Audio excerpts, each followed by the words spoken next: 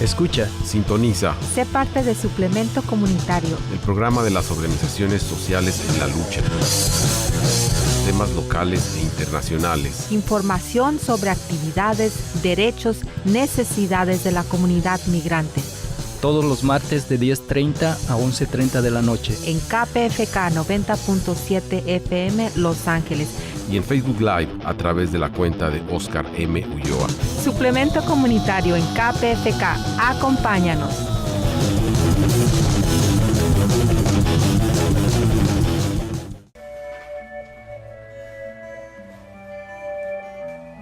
No me gusta andar en la calle porque la policía me golpea y...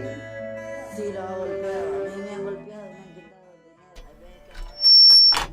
Y bueno, pues estamos aquí ya listos recibiendo la llamada finalmente de Milton Benítez, quien nos está acompañando esta noche desde Honduras. Muchísimas gracias pues por tomarte el tiempo de estar con nosotros en esta hora de la noche. Creo que ustedes están un poquitito más tarde que nosotros. Milton, pues muchísimas gracias nuevamente por esta participación contigo. Y pues nos gustaría como entrada algo que en algún programa pasado habíamos mencionado. Sabemos que el proyecto más fuerte en el cual ustedes están desarrollando en este momento es el proyecto del perro amarillo, y estoy seguro que como mucha gente que desconoce parte de este trabajo se diría, y ahora esto de dónde salió. ¿Por qué no nos explicas así como manera de entrada casual de dónde viene todo esto?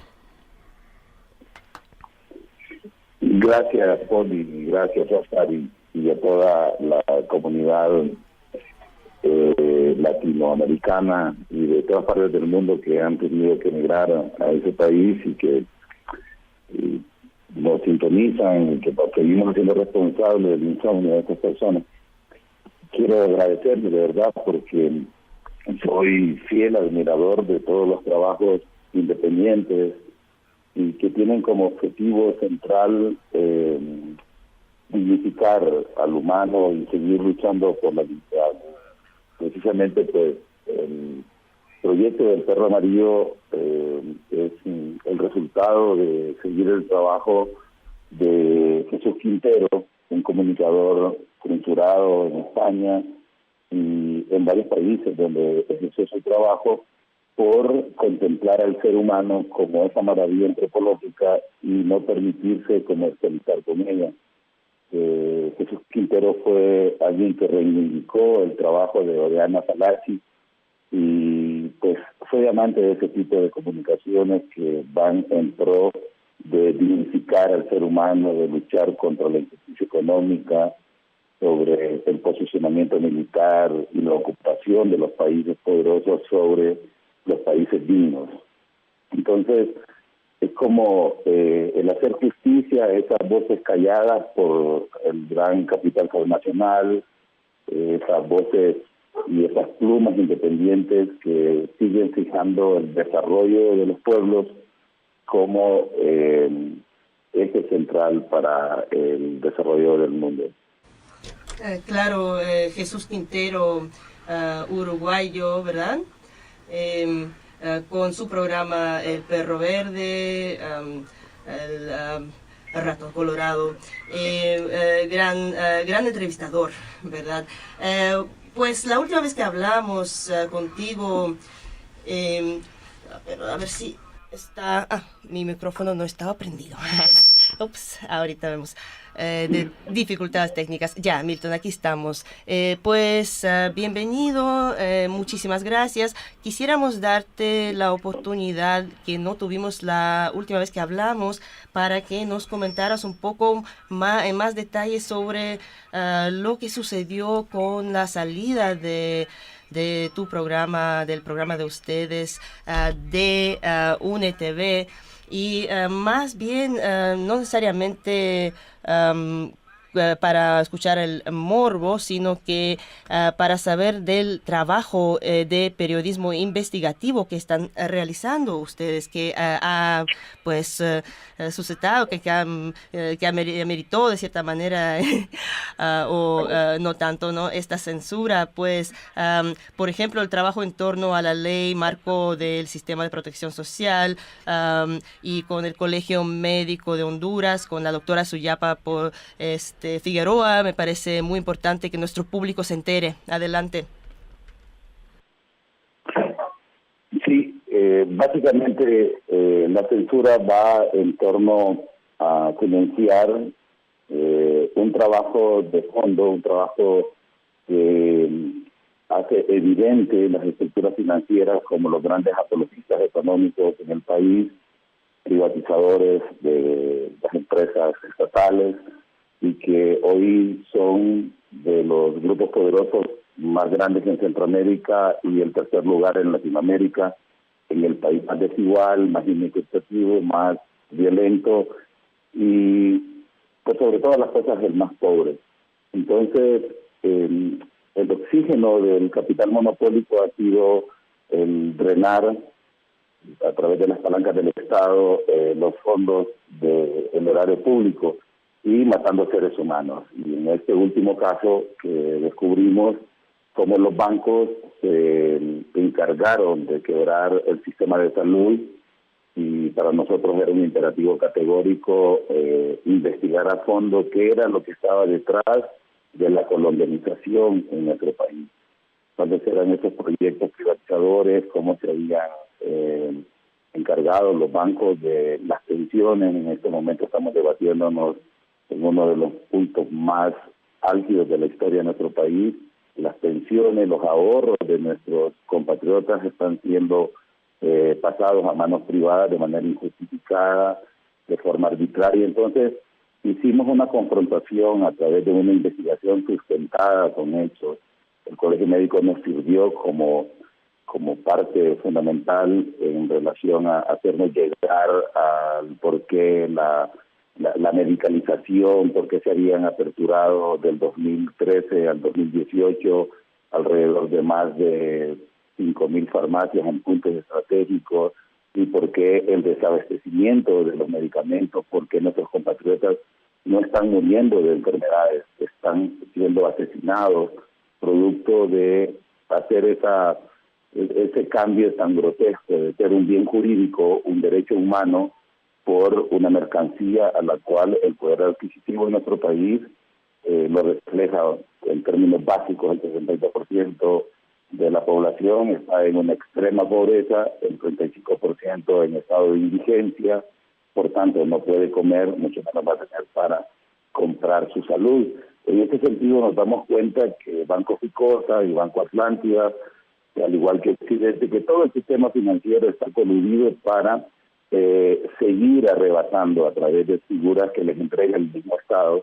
Entonces, que encontraron ellos que la forma de justificar era hacer pautas en los medios de comunicación, y como para citar un ejemplo concreto, Banco Atlántida, que es el que tiene ahora mismo las pensiones de nuestros compatriotas, que tiene cualquier cantidad de centros asistenciales que eran públicos ahora en manos privadas, Grupo Terra, que ahora pues tiene más de 281 centros asistenciales que eran para nuestros compatriotas y ahora pues está cobrando servicios. Y también el abastecimiento por parte de estos grupos financieros en medicamentos, en venta de equipos.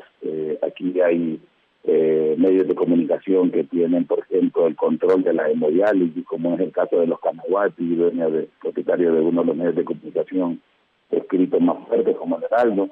Entonces, tener un programa con la independencia, porque no aceptábamos publicidad, porque sabíamos que eso condicionaba y continúa condicionando. Entonces empezó a reunir con los intereses del canal, y eso pues fue sumamente complejo para nosotros, dado que estábamos en un canal donde creíamos que era un proyecto político. Se trabajaba por la construcción de una sociedad política para confrontar estos grupos de poder que continúan consolidando una riqueza en las espaldas de la población. Entonces, luego un trabajo que más allá de la investigación, nos encontramos que también los laboratorios, como el grupo Farsimán, propietario de Fernando Simán, también tenían una cantidad de farmacias, son los mayores productores de fármacos en el país. Entonces tienen pautas y entonces nos empiezan a censurar, bajándonos los programas del Facebook, luego justificando que era porque yo había quemado la Constitución en medio de un programa, lo cual era y es totalmente legal y de hecho constitucional haberlo hecho, dado que desde ahí se justificó el golpe de Estado, desde ahí se han justificado la compra de los armamentos para matar a nuestros compatriotas. Desde ese papel que solo sirve ahora para quemar zancudos, se le permitió la instalación de bases militares en Estados Unidos, los proyectos hidroeléctricos y todo lo que significa el modelo extractivista que acabó con vidas inconmensurables de nuestro país, y entre las que más se subraya, pues Berta Cáceres, Margarita Murillo, Caguas y una serie de defensores y defensoras de derechos humanos que han sido vilmente asesinadas con un patrón que viene de las estructuras financieras, que son los mayores aportantes para los canales de televisión, y asimismo el Estado, que también metió en una ley canjear impuestos por publicidad. Entonces, nos estábamos enfrentando a un enemigo acérrimo, que eran los bancos, los térmicos, que son los tres negocios que reflejan el crecimiento de la economía, y las telecomunicaciones, que también son propietarios banqueros y térmicos. Entonces, cuando hacemos este tipo de programas que van al fondo y no en la superficialidad, en la permanente denuncia, la población continúa creciendo y se va deteniendo. Fuimos capaces desde el Perro Amarillo de detener la discusión de la ley del Seguro Social, que le daba la impunidad. Aperturamos muchos proyectos interesantes, pero nos encontramos con que la gerencia tenía negocios y nos dice que no son intereses del canal. Entonces, la censura es inadmisible y no íbamos a quitarle la opinión a la ciudadanía. Entonces, sí comprendemos esos principios básicos donde ellos te dicen, bueno, como dice Rafael Correa, desde que se inventó la imprenta, la expresión o la opinión pública es del dueño de la imprenta, ¿no? Pero nosotros apelamos para destruir la opinión publicada, que es el ejemplo que tenemos ahorita con Oscar y contigo. O sea, no hay transmisión por la FM de la KPFK. Faltarán esos $800 en una radio emisora, en una televisora. Será más importante que la opinión que podamos dar en este momento donde se están discutiendo temas torales, como el hecho de hacer el contrapeso a un orate como el gobernante que se tiene en Estados Unidos. Pues esas disyuntivas como que no tienen justificación cuando hay ese tipo de negocios que priman. Entonces una colecta no determina la calidad de una opinión pública. Entonces, claro, la opinión publicada la estamos haciendo acá porque estas redes pues todavía nos van a seguir permitiendo, y los compatriotas que se están desvelando para darle razón de ser a nuestro trabajo. Claro, porque vemos, Milton, definitivamente que hay muchísima gente súper apasionada que te sigue. Tienes unos seguidores muy, muy interesados, muy inteligentes. Estamos viendo muchos comentarios precisamente pues en apoyo al trabajo de lo que ustedes hacen. Y en los puntos que habías tomado anteriormente, me parece interesante, por un lado, no sé, hacer la cierta comparación con pues la desafortunada historia que tenemos muchos de los países latinoamericanos, nosotros que por ejemplo venimos de México, donde mucho de lo que tú describes es casi como un espejo exacto de muchas de las actividades del sistema, de muchas de la corrupción, de todo este amiguismo, de todo esta increíble formato de explotación y por ejemplo, nos damos cuenta precisamente de lo importante que es el trabajo que hacen ustedes desde este tipo de trincheras, siendo críticos. Y aquí me entra una pregunta, por ejemplo, precisamente en la cuestión tecnológicamente, si a ustedes les ha afectado precisamente, los ha limitado el hecho de no tener, como mencionabas, un espacio muchísimo más abierto, pero que por otro lado, pues estoy seguro que se suple pues con ganas, ¿no? Con el compromiso y más aún con la aceptación de la audiencia que sigue teniendo esta hambre de saber cómo está la onda y de sus opiniones, ¿no? Por supuesto, el espectro televisivo va a seguir siendo muy importante y de hecho de los más fuertes por mucha difusión que tengan las redes sociales. Nosotros teníamos una audiencia en Tamla, en la Virtud, en municipios escondidos de nuestro país, que cuando nos encontramos en la calle nos dicen: yo no le entiendo el Facebook, no le entiendo el YouTube, pero que aún así la población se las ha enseñado, y créelo, Oscar, y a toda la población, y a Poli, que para nosotros ha sido muy tierno saber que hay gente que compra un paquete de internet y que invita a 10 personas para que en su casa, puedan ver el programa. Entonces, también ahora pues que en Estados Unidos se está formando un grupo de personas para seguir colaborando y llegar a seguir rompiendo. Entonces era esa disyuntiva, ¿no?, en el que ahora radios comunitarias también van a empezar a reproducir el programa. Pero lo más importante, nosotros estamos haciendo un trabajo en conjunto con Nodal Argentina, un espectro muy importante para Latinoamérica.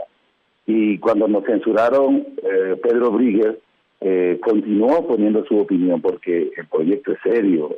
Entonces, y me hace una pregunta básica: oíme, pero ¿por qué están descarados? Los bancos están saliendo a la espalda de los proyectos que están criticando. Entonces, ¿cómo es posible? Te digo, bueno, el problema es que las televisoras en el mundo están diseñadas en un buen número, en un buen porcentaje para robar. Las comunicaciones están diseñadas para robar, y para robar valores que van más allá del dinero. Es decir, Estados Unidos ahora mismo está con un imperio mediático debatiendo sobre el muro, pero los programas como los de ustedes, que es a los que también nos queremos articular, porque el perro amarillo es un perro amarillo sin fronteras. Es esa comunicación independiente donde queremos ligarnos con ustedes, debemos ligarnos como nos dio el espaldarazo y como seguimos haciéndolo con Pedro Bríguez y con otras universidades que están tomando nuestros programas para dar clases. Entonces, imposible que en nuestro país la academia también nos haya censurado. Nosotros tenemos en el programa, en el proyecto El Perro Amarillo, a Winnie Godoy, por ejemplo, que estaba haciendo su práctica, y se enfrenta con este fenómeno y nos dice: pero eso no nos lo enseñaron en la universidad. Entonces, ¿qué es lo que pasa? Que al final también lo condenable fue en el riesgo que nos pusieron la televisora al darle la razón a los bancos, teniéndolos como clientes, teniendo a los térmicos como clientes, teniendo a Coapalma como cliente, cuando estamos luchando por la defensa de los bienes colectivos, de la lucha territorial. Entonces le están dando la razón a los auspiciadores y nos exponen a merced de las circunstancias en un país altamente violento. No obstante, a nivel mundial tuvimos un respaldo inconmensurable, pero también el público fue y ha sido y seguirá siendo fundamental. Por supuesto, y aquí regresando, permíteme plantear esta hipótesis, a ver si estás de acuerdo, Milton, de que por eso se privatiza la educación, para justamente formar periodistas, entre comillas, tecnócratas, en realidad, no que no están ahí para informar, sino para promover la noticia que le interesa al dueño. Entonces veo yo que aquí los egresados de las escuelas de periodismo pues no manejan ciertos conceptos como el contexto más allá de las preguntas básicas, o hasta, o sea, tienen miedo de pensar más fuera del modelo económico neoliberal planteado como el fin de la historia, ¿verdad? Entonces, pues esto ¿cuántos son los egresados de las escuelas de periodismo aquí en Estados Unidos? Entonces, ¿qué se va a esperar de los territorios pues militarizados neocoloniales? ¿No crees? Sí, coincido totalmente. De hecho, las carreras de periodismo ya cambiaron incluso de nombre y de fondo. Ahora son comunicaciones, publicidad y otros enseres. Ya no se enseña el periodismo con esa herramienta de mayéutica que obliga el carácter investigativo, ir al fondo, ir a la causalidad. Entonces lo que tenemos son relacionadores públicos del poder, relacionadores públicos de los productos, relacionadores públicos de la matriz de intereses que tiene el dueño del canal, porque hay una gran contradicción. Los canales de televisión son empresas privadas con responsabilidad social, o sea, es una contradicción bastante gigantesca. Entonces, por eso nosotros vemos que no va a tener censura grandes corporaciones televisivas, por ejemplo, en Estados Unidos, pues. ¿Por qué? Porque no van a tocar el fondo.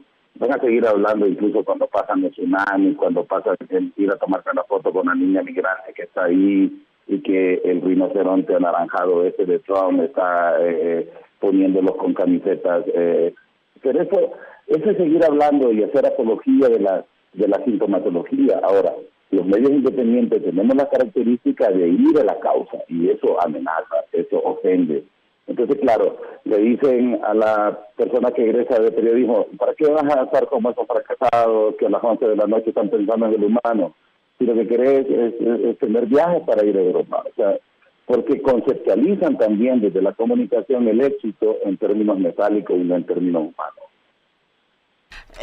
Y aquí me gustaría también preguntarte tu opinión sobre lo que ocurre con cuando los medios de comunicación y hasta medios dichos comunitarios están siendo utilizados a favor de una agenda golpista, una agenda de cambio de régimen.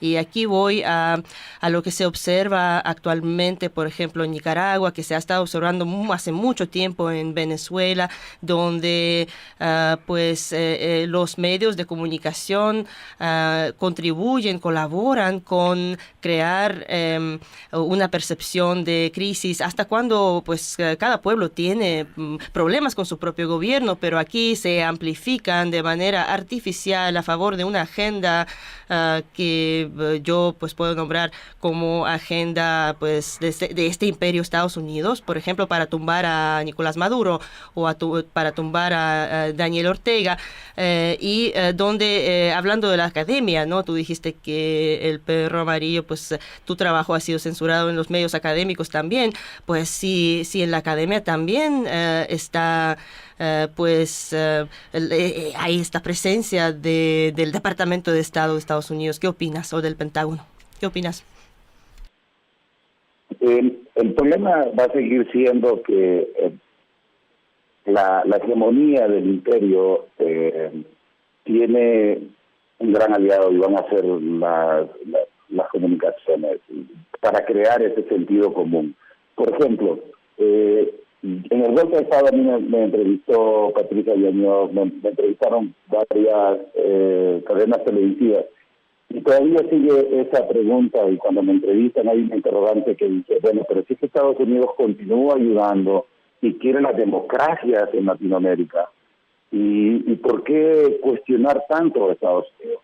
El problema es que nosotros en los últimos 7 años hemos puesto 95,000 muertos, o sea, superando el conflicto armado de El Salvador, con la justificación del combate al narcotráfico. Entonces, y yo le decía a una entrevistadora que con ese concepto básico, como tú dices, con esa pregunta elemental, y me decía, pero hay que combatirlo, ¿no? ¿Por qué no legalizarlo? La única enmienda en la Constitución de la República que tuvo abolición cuando el alcohol, en 1820, fue la del alcohol.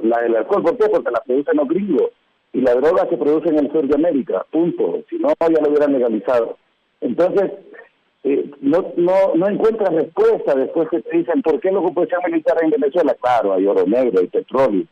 Entonces, ¿y por qué ahora mismo la lucha por desacreditar en Nicaragua con en los muchos desacuerdos que tengo con Ortega y su forma hostil de reprimir, porque hay un canal y hay un capital asiático, y también ya se obligó a Estados Unidos a decir que los que son amigos de Asia no son amigos de ellos. Entonces, y no va a justificar, o sea, yo he tenido críticas serias para con Ortega, pero hay personas que estamos certificados y certificadas para poder criticar, pero no podemos aceptar de CNN una crítica, no podemos aceptar cuando ellos están apoyando una derecha torpe en Venezuela, por ejemplo, que también ha tenido una poca conducción durante 200 años, fueron rentistas del petróleo y dejaron a ese país en la pobreza. Entonces, ¿qué es lo que necesitamos? Voces certificadas, calificadas, éticas, que puedan tener ese sentido plural. Entonces, ahora, cuando a mí me preguntan, sí, pero fue derogada la enmienda. Es la única enmienda derogada en la Constitución de los Estados Unidos. Discutamos sobre eso. ¿Por qué? Porque el whisky lo empezaron a hacer ellos. Porque empezaron a hacer el licor. Cuando comiencen a hacer las drogas sintéticas, van a legalizarlas y punto.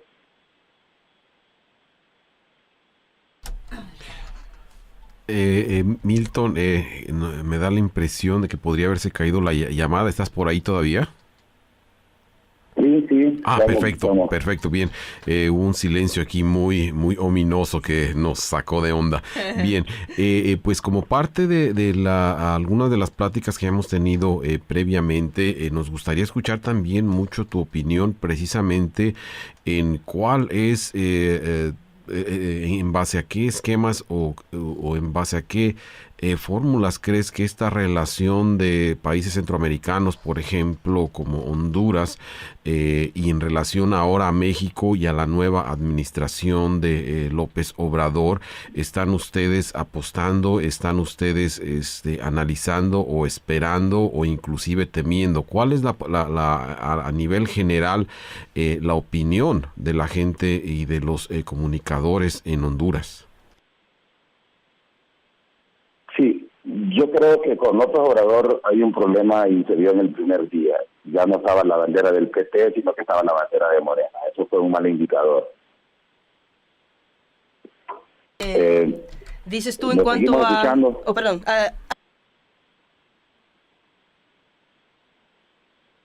Te escuchamos, Milton. Sí, decía que con López Obrador hubo un problema de... Yo fui invitado por el PT, por López Obrador, para las elecciones. Era delegado por parte de una organización de izquierda para poder ir. Y la primera impresión que nos dejó de mal gusto fue cuando ya no vimos al PT en la tribuna, sino que vimos Morena. Entonces, y era una bandera del PT que había estado acompañando. Entonces esperamos a López Obrador, le quedan dos opciones.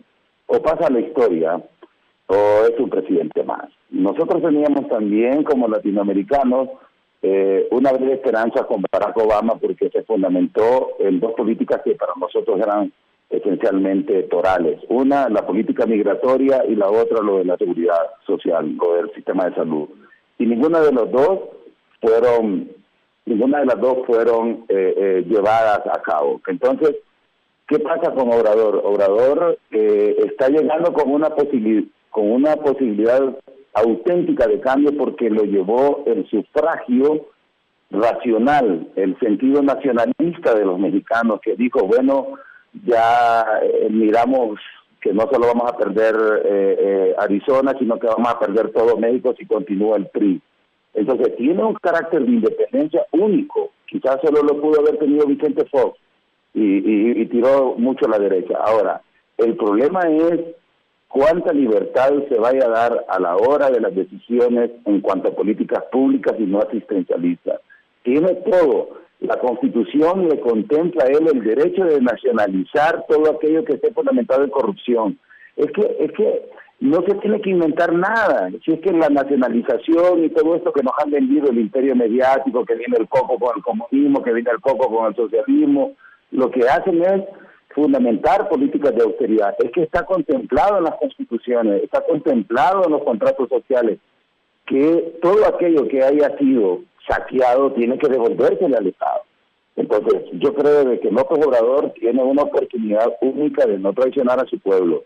Y permitirnos a los y las centroamericanas hacer un cambio rotundo en un sector político que colapsó. El sector político en Centroamérica ya no tiene absolutamente nada que ofrecerle a los 5 países. Han sido delincuentes. Lo vimos con el FMLN. Me duele la razón histórica. Mi madre es salvadoreña. Perdimos una buena cantidad de nuestros compatriotas en el conflicto armado. Me duele ver que ese no es el FMLN histórico. Me duele ver, pero hay una corrupción en la burocracia, que donde ahora vemos a expresidentes vinculados con Arena, haciendo la misma mierda en diferentes envases. Entonces, nos duele que se traicione el sandinismo histórico porque hayan partidos obreroburgueses que se aprovechan de la necesidad colectiva y comiencen también a ser estimulantes y que vayan buscando la prolongación en el poder a través de políticas especialistas para no tocar los poderes y no ser censurados, pues, igual el término de comparación, no ser desafiados. Entonces, ¿por qué voy a hacer demagogia con un pueblo al que tengo la oportunidad de devolverle su dignidad, su capacidad de decisión por mantenerme en el poder? Eso es lo absurdo, eso es lo que se critica de cualquier país en el que estemos. Que claro, hablando de demagogia y demagogos, pues Brasil parece que está rumbo a elegir un demagogo de ultraderecha, Jair Bolsonaro, que pues ha apoyado abiertamente la dictadura militar en Brasil, una de las más sangrientas, pues no sé si en escala, pero pues duró más de 20 años y sigue pues el trauma del régimen militar en Brasil.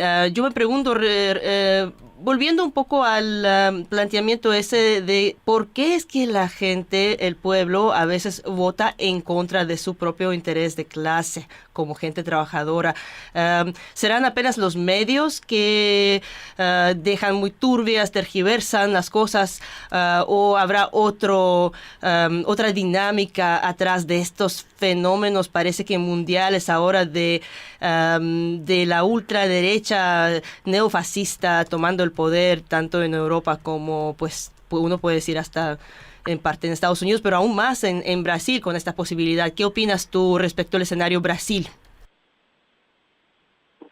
En Brasil hay un contexto que nos debe servir a todos los y las americanas. Es la pérdida de la autonomía electoral. El sujeto electoral es un sujeto pasional, no es un sujeto racional. Y es múltiples factores los que determinan esto. La manipulación mediática, los campos de concentración laboral que tienen ahora las grandes transnacionales, esa oligarquía, ese poder hegemónico, que donde ahora la persona vota por sostener su contratito de trabajo. Entonces estamos pagando la factura de haber entrado en la desregulación laboral. Ahora no tenemos un sector obrero, un sector campesino estrictamente organizado, porque se ha ido arrebatando los más elevados derechos de la clase trabajadora. Entonces sigue ahora votando una clase media que muy fácilmente es manipulada por los medios de comunicación.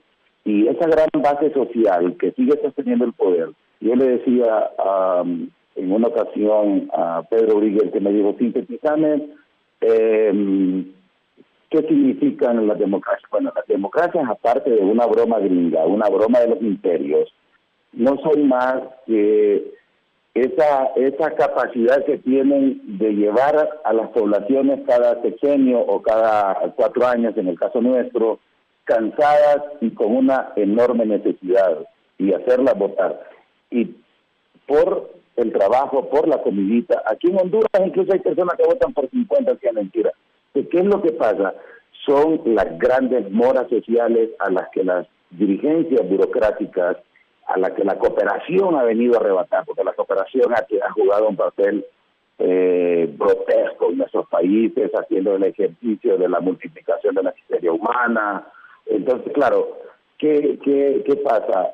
¿Por qué nos gobiernan los ricos si los pobres somos más? Es la pregunta. Ahora, El problema es que volvimos a la dialéctica del amo y el esclavo. Lo que tienen los empresarios ahora no son trabajadores, sino que esclavos.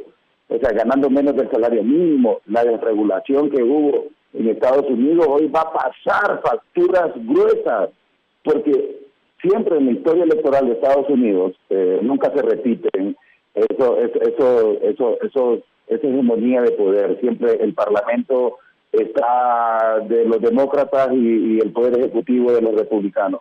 En este momento, si tú ya ves la doble moral de los medios de comunicación, no le están poniendo tanta atención a eso. Y ahí sí sería una catástrofe increíble. Y ahora, ¿qué es lo que pasó? Los demócratas están llegando tarde en la historia, también se están volviendo asistencialistas. Entonces no ha existido una estrategia política sólida. Entonces hoy ir a pedir el voto a migrantes cansados que han sido utilizados, ya les dicen no. Entonces se acrecenta el fenómeno del abstencionismo y sigue imperando el ejercicio del sufragio, pero ya no con autonomía electoral, sino que como un sujeto pasional que va a cuidar el trabajo, que va a cuidar el TPS, que va a cuidar su chambita, su bocadito, que le devuelvan el niño. Entonces, si seguimos manteniendo los pueblos de Latinoamérica a merced de las circunstancias de un poder hegemónico que no tiene lástima, que no tiene color, que no va a escatimar, y lo pudimos ver en el discurso de Trump ahora mismo en la ONU, un discurso perpendicular, sin vacilar, decir nosotros incluso ya les vamos a quitar ese dinerito. Yo daría, y quisiera hasta creer en Dios para darle gracias a Dios, que les quite ese dinerito a estos delincuentes que han gobernado estos países, porque nunca han tenido el carácter gubernamental para poder negociar a la altura. Aquí tenemos bases militares, con toda la humillación que fue a recibir este espermatozoide subdesarrollado que tenemos como gobernante. Sería ineficiente que siga pidiendo dinero. Entonces, yo creo de que el fenómeno en Brasil es la factura de haber seguido sosteniendo políticas asistencialistas en virtud de regresar a la construcción del derecho laboral permanente para que pueda votar. Lula pudo haber estado preso, pero si existiera un sector organizado, obrero y campesino, dueño de su trabajo, dueño de su tierra, otra cosa estuviera cantando en Brasil. Sí, porque al igual que como hemos visto en muchos otros escenarios, en muchos otros países, me llama la atención precisamente el comentario que estás haciendo en cuanto al análisis precisamente de estos momentos donde muchos de los gobiernos hacen ese compromiso, ese bajar la cabeza precisamente por la intención de tener esa ayuda tremenda de Estados Unidos, pero únicamente cada vez que se están alineando, pues lo sabemos, ¿no? Con sus propios intereses, con los intereses de las compañías más poderosas del mundo que están basados en Estados Unidos, donde pues el punto principal es la explotación tanto del capital humano como de los recursos de los países, ¿no? Entonces, yo creo que este tipo de análisis que ustedes están haciendo, Milton, la verdad es que pues es bastante refrescante, porque yo creo que sí ha llegado un momento en el cual hay que hablar las cosas por su nombre, quitarnos ese miedo precisamente de ofender a los capitales norteamericanos y pues ojalá que finalmente enfrentar esto pues con espíritus nacionalistas, ¿no? Por supuesto, yo la vez pasada hablábamos para volver a tener un contacto con Noam Chomsky, a quien tuve en un par de ocasiones la oportunidad de conversar, y hablábamos de la decadencia de los intelectuales también por estar cuidando el mimetismo, los trazos en una cuartilla bastante adornados, que no tocan los intereses que al final no me van a publicar, que no me van a poner el micrófono. Entonces, yo creo que la gente ya entró también en ese hartazgo. No tenemos, estamos sufriendo una crisis determinante con el sector académico e intelectual. ¿Por qué? Porque también se han coludido, y volvemos a lo que planteaba Paul. ¿Quiénes están saliendo, por ejemplo, de las escuelas de periodismo, de las escuelas de sociales, de antropología?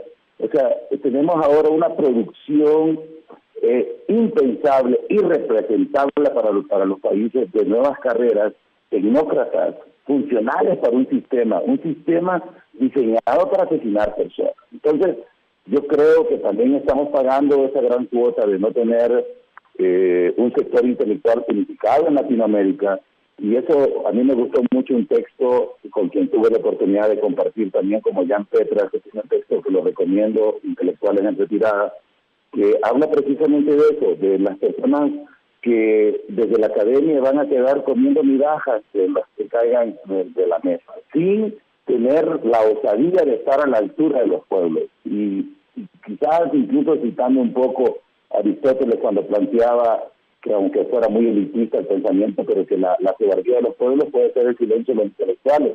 No tenemos intelectuales de peso que estén con el pueblo, que estén viendo el pueblo, que estén estudiando con el pueblo, que estén yendo a la universidad a ver cuál es el producto que está teniendo. Para citarte un ejemplo y permitirles la pregunta, nosotros tenemos 8.000 médicos desempleados en este modelo privatizador. Entonces, las pensiones privatizadas, yo veía en repetición el programa de NTV en un foro, y no hubo una pregunta inteligente de fondo de decir, ¿cómo es posible que al Estado un médico le cuesta más de 1 millón de lempiras en todo lo que se va a graduar y le va a servir a Estados Unidos, a Europa? Entonces, ¿dónde están los intelectuales? ¿Dónde están los académicos? O sea, ¿dónde están bebiendo vino añejado, con quesito importado, con el poder? Los académicos se encuentran endeudados hasta la coronilla por haber estudiado el bendito, el tal doctorado, pues especialmente en el área de la medicina, pues salen con tremendas deudas. Y yo creo que tener una deuda económica, pues no importa a quién le debes, a qué banco, banco X, banco Y, pues endeudado te tienen por... digamos, ciertas partes del cuerpo, pues porque ¿a dónde vas a ir si tienes estos pagos que hacer? Entonces te conviertes en un sujeto obediente del sistema económico vigente. ¿No crees, Milton? Pero lo otro que te iba a preguntar, regresando un poquito de esta Torre de Marfil, que aludías, pues regresando a nuestros hermanas migrantes, contra quienes sí se está efectuando un verdadero genocidio, como tú también lo comentabas en ocasión de escuchar nuestro programa cuando hablábamos con el grupo de búsqueda y rescate Armadillo, su representante César Ortigosa, que nos comentaba que han encontrado básicamente fosas comunes al aire libre, cementerios al aire libre en la frontera entre México y Estados Unidos, en muchas de esas personas que fallecen, bueno, que matan, ¿no? Pues provienen del Triángulo Norte, y independientemente de eso, pues se trata de una catástrofe humanitaria de grandes proporciones, ni hablar de lo que pues sigue perpetrando el militarismo estadounidense en todas las partes del mundo. ¿Qué opinas? ¿Cuál es el paso adelante? Lo que estamos haciendo, cientos de hondureños y hondureñas, y me alegró que hayas mencionado a la doctora Filipa Figueroa. Aquí hay economistas como Hugo Novetino, Rodulio Perdomo, hay un sinnúmero de personas que estamos trabajando.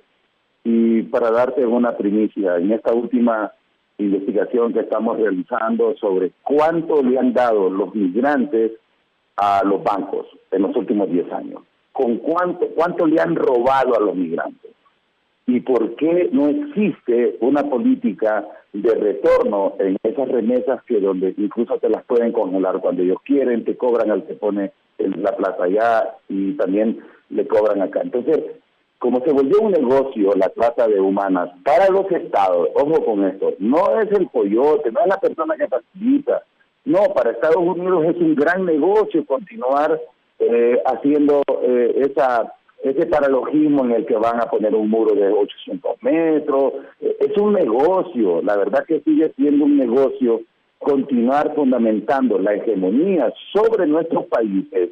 ¿Por qué? Porque de Honduras no son tantas las personas que regresan y las que están, porque sí hay imágenes concretas que existen esas osamentas. Pero, ¿qué es lo que pasa? Las personas que continúan migrando, entonces, han llegado al descaro los bancos aquí. Hay un banco en especial que está llevando bajo la figura de migración regulada, que también fue consensuada con demócratas y republicanos esa ley de migración regulada. llevarlos a campos de concentración laboral, a cortarle las vísceras a los pavos, y los traen después de 10 meses de trabajo y el dinero se lo dan a los bancos. Entonces, es un negocio para Estados Unidos y para la política de Trump justificarse como imperio, continuar con esto. No es casualidad. Incluso tuvo el descaro en la ONU de decir, nosotros no nos vamos a suscribir a ninguna declaración de derechos humanos. Creemos que es imposible. Entonces, que dice, bueno, y el llamado a los presidentes, y el señor que nos fue a mal representar, a exigir fondos verdes cuando fue capaz de entregar más de 7,000 concesiones mineras y térmicas donde mataron a Berta Cáceres. Entonces, creo de que nosotros estamos viviendo muy alentadoramente un proceso coyuntural que nos puede permitir darle un giro al cambiar todo este sector político. Porque aquí hay un dato bien importante. Lo que se está muriendo en los países son las oposiciones políticas, y es necesario, porque no tienen mucho que ofrecer para que surjan las oposiciones sociales. Necesitamos nuevamente el movimiento social. Es decir, no necesitamos ya que nos lleven el proyectito a ponerse de hinojos en una cámara baja o en una cámara alta para que se discutan los grandes problemas de las naciones. No, necesitamos reactivar la oposición social, ese movimiento como los antecesores que ustedes acaban de tener. Entonces, ¿qué pasa? Ahorita tenemos conectadas a algunas personas, mañana lo van a reproducir más. Ese mensaje le sigue incomodando. No dejemos de hacerlo. Estas comunicaciones le siguen incomodando al poder. Y la pregunta es, bueno, que siguen pagando los espacios, ¿cómo? No pagan. Nosotros sigamos haciéndolo de cualquier trinchera. Claro, pues definitivamente una magnífica explicación y una magnífica discusión que nos has estado brindando esta noche, Milton. Esperamos que, bueno, a final de cuentas te la debíamos esta oportunidad de tener un espacio mucho más amplio para tocar todos estos temas que son tan importantes para nuestras comunidades, para nuestros países, y pues que desafortunadamente, como lo mencionas en más de alguna ocasión, los espacios para explorarlos son tan mínimos o las conversaciones son tan frívolas, y pues no nos queda nada más que tratar de abrir los espacios para precisamente presentar a gente, estudiosos y analistas como el caso de ustedes, comunicadores, que realmente nos traen una nueva perspectiva, una profundidad en estos tipos de análisis. Y por otro lado, pues también permíteme que te felicite. He estado viendo, como lo había comentado anteriormente, la gente que te sigue. Hemos estado teniendo aquí unas conversaciones muy interesantes laterales aquí en Facebook, y pues nos alienta bastante el saber que aún hay gente con este compromiso como el que están haciendo ustedes. Y pues ¿qué te parece si quizás para ya terminar por el momento esta conversación, no nos invitas a los proyectos que están ustedes participando, los proyectos que están presentando, para pues continuar y seguir el trabajo que ustedes están haciendo? Sí, por supuesto. De hecho, mañana nosotros vamos a hablar, ya publicamos sobre la tormenta de la corrupción.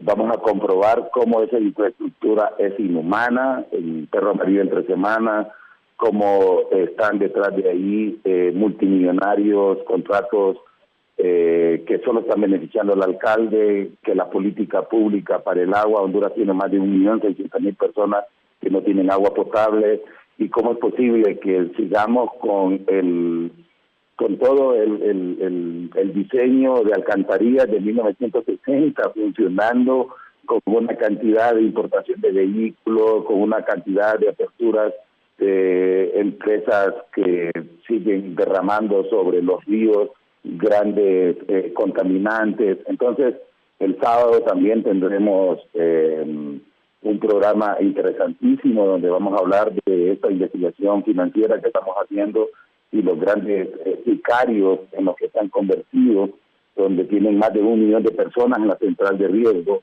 a un ser humano que quitó una tarjeta de crédito para poder emprender un negocio de $1,000, está en la central de riesgo. Pero también está en la central de riesgo el hijo de un nómada de Oriente Medio que es dueño de este país, pero por $25 millones.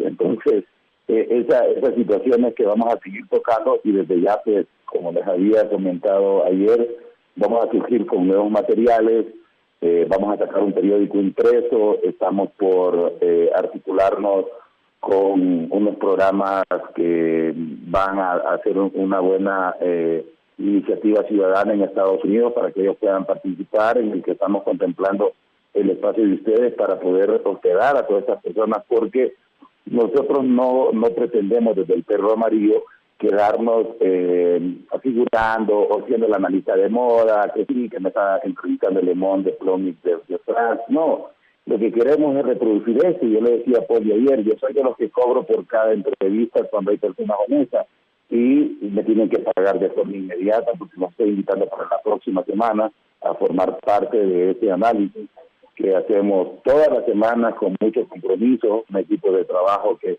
entrega todo, y ahora pues también un nicho de audiencia que a iniciativa de ellos pues han formado un grupo para poder interactuar, para poder informar de los temas, y que tenemos gente valiosísima en ese país. Entonces, continuaremos haciendo nuestro trabajo. Creo de que si nos cierran en Facebook nos vamos a ir a YouTube, y si no nos vamos a ir a las calles, pero la comunicación, garantizamos, la vamos a continuar haciendo, fundamentada en una plataforma gratuita que es la ética. Muy difícil de sostener, pero igual, en un país como este es un imperativo, y creo que es lo que ha venido ocurriendo. Ha crecido impensable el auditorio, y yo creo pues que vamos a seguir extendiéndonos, vamos a formar parte y hacer posible que salga al aire también, porque no el programa que dirigen ustedes, Oscar, pues ha sido para mí un elevado compromiso, y después de eso pues muy gratificante poder compartir nuestros criterios de una forma independiente y con el único objetivo, seguirnos extendiendo en los demás y viendo para abajo, pero no para levantar, para existir un ser humano, ni para darle una toalla que se seque el sudor, sino para agacharnos y levantarlo, y que le digamos que no es justo que siga siendo monigote, números, ni cifras, ni estadísticas, ni en el asqueroso y peor de los casos, un voto cada 4 años.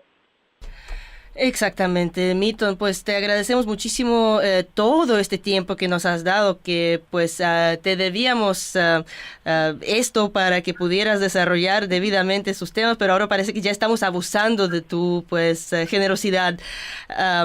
Nuestro auditorio está creciendo, estamos recién empezando, estamos también muy comprometidos con el proyecto.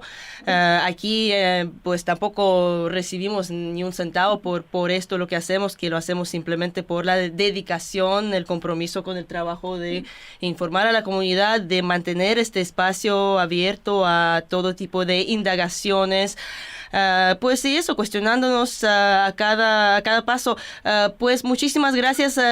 La próxima nos gustaría de repente tener una actualización de cómo va el proyecto del documental Berta Soy Yo, con Katia Lara, a quien le mandamos muchos saludos, y esperamos que a pesar de todos los contratiempos pues esté saliendo adelante este proyecto, y lo queremos seguir apoyando, tal como también pues obviamente seguir intercambiando con ustedes dentro de lo posible, pues para todo esto, para eso aquí estamos. Pues sí, pues igualmente de mi parte también pues muchísimas gracias por estos minutos que nos has brindado, y por supuesto pues esperamos seguir siendo parte de estas conversaciones, Milton, y les recordamos pues a quienes estén interesados en seguir el trabajo tan interesante y tan importante, está la página de Facebook de El Perro Amarillo para que sigan a Milton Benítez. Así que, Milton, a no ser que gustes agregar algo, pues te vamos a decir buenas noches y mandarte abrazos y a todo tu equipo. No, solo agradecerles y decirles pues que los espero mañana a las 8 de la noche, hora Honduras, y el sábado de igual forma, y decirles pues que yo siempre me respaldo en un pensamiento de Bertolt Brecht que dice que las grandes transformaciones se dan cuando el callejón es oscuro. Y en este momento el callejón es oscuro, pero están bien cerca las transformaciones, porque es un mundo donde solo va a sobrevivir lo real, y lo real pues seguimos siendo seres humanos que estamos comprometidos, y eso somos muchos y muchas. De verdad que son muy pocos. Por eso cuando dicen las cifras de la riqueza y nos dicen que 300 personas acumulan la riqueza de más de 3.000 millones de seres humanos, decimos entonces, bueno, fácilmente cuando despertemos a estos 3.000 millones de habitantes va a ser muy fácil poder revertir y la otra parte pues se verá contagiada. Entonces, seguimos creyendo en ese proceso dialéctico y que va a llegar ese momento en el que debemos estar preparados y preparadas para transformar estos modelos explotadores que siguen matando seres humanos. Gracias de verdad, y bueno, los espero mañana en el Perro Amarillo a las 8 de la noche. Ahí estaremos puestos acompañándoles a ustedes y obviamente compartiendo esta información y el trabajo tan valioso y tan valiente que hacen ustedes, Milton y compañía. Muchísimas gracias, abrazos, y en este espíritu internacionalista solidario, pues hasta la próxima. Buenas noches. A todos aquellos que nos han estado siguiendo a través de esta transmisión de Facebook Live, y obviamente a la gente que por primera vez nos sintoniza y que pues gracias que aprecian el trabajo que estamos haciendo, y pues los invitamos la próxima semana a partir de las 9:30 en esta misma transmisión. Nos despedimos. Paulina Vasiliev y Oscar Ulloa. Muchísimas gracias. Suplemento Comunitario regresa la próxima semana aquí en Facebook Live. Buenas noches, hasta muy pronto. Hasta la próxima. Para nosotros soñamos en grande que se caiga el imperio. Lo gritamos algo, no queda más remedio.